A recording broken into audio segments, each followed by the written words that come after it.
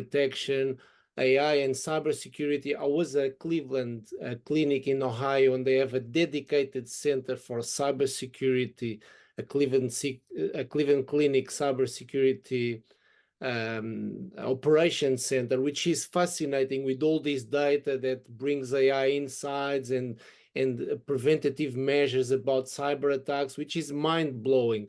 And AI now for personalization, we can tailor user experiences and recommended treatments for many conditions, AI in customer service and triage in healthcare, doing different things, patterns of behavior and everything. But also I have to mention the new kid on the block, which is generative AI.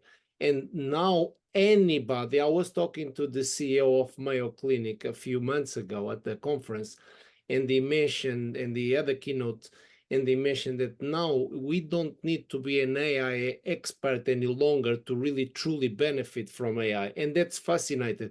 An average level of knowledge and skill can actually be an expert. Like us, we can do a search, go on ChatGPT and find things, find information, find collaboration, find information about diseases.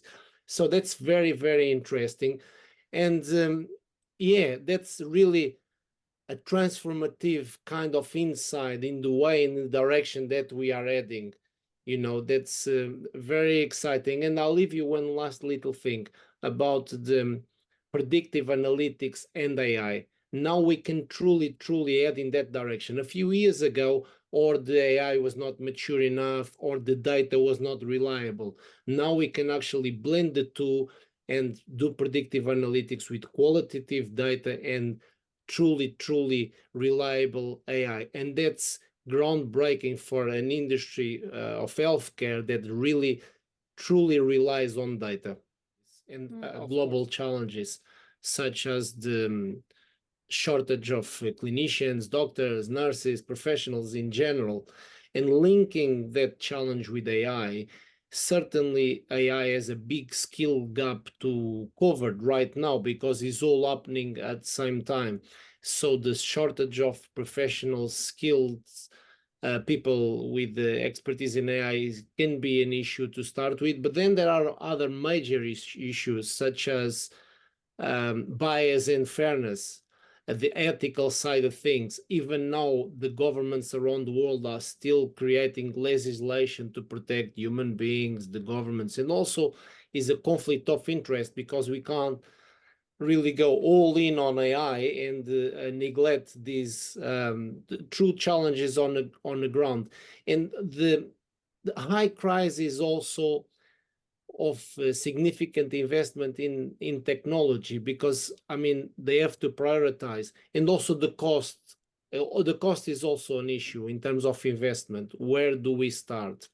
But as you well know, I'm also very interested in wearables, in medtech, and medical devices, and integration is still a big issue because difficulty of integrating all these new technologies, AI, which they bring data, they bring technological challenges, and they bring more existing challenges to already perceived challenges on the ground and more workflows to deal with. So is all these things happening at the same time, which is great in one way, but the other way is bringing more complexity to already very complicated industry, I might say. But also at the same time, I see a very bright future when things are actually being dealt with one step at a time.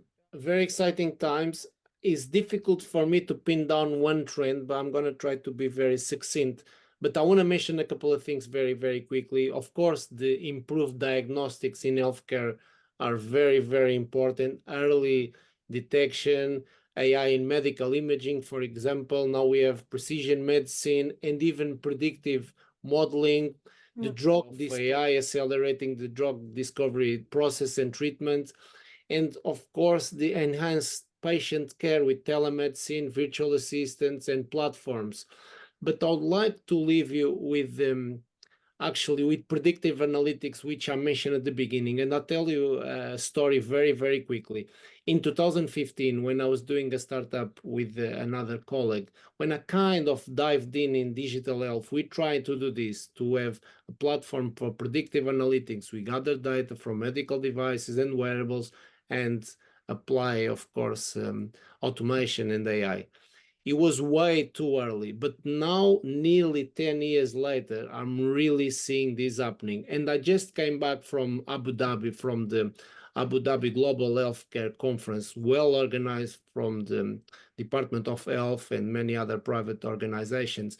And I saw that actually in layman terms. I saw a medtech company partnering with the government, partnering with an AI company, and this is actually now a reality. So I'll leave you with the trend that I actually wrote about in 2016, a book chapter on, which is my vision, the combination of wearables, data, and artificial intelligence will be the game changer for healthcare, and is happening right here, right now.